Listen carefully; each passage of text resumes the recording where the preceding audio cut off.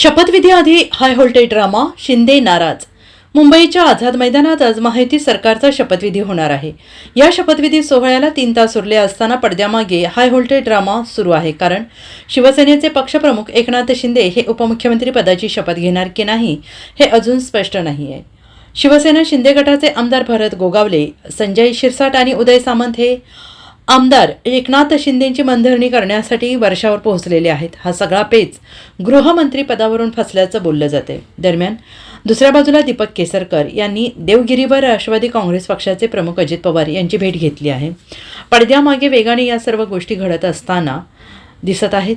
गृहमंत्री पदासाठी एकनाथ शिंदे ठाम आहेत. अजूनही त्यावर तोडगा निघालेला नाही. दरम्यान एकनाथ शिंदे जो काही निर्णय घेतील तो आपल्याला मान्य असेल असं पाटणचे आमदार शंभूराज देसाई यांनी म्हटलेलं आहे.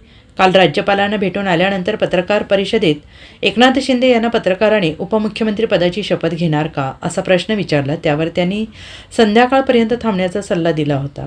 पण अजून निर्णय झालेला नाही. त्यामुळे भाजपा गृहखातं न सोडण्याच्या मानसिकतेत असल्याचं स्पष्ट होतंय.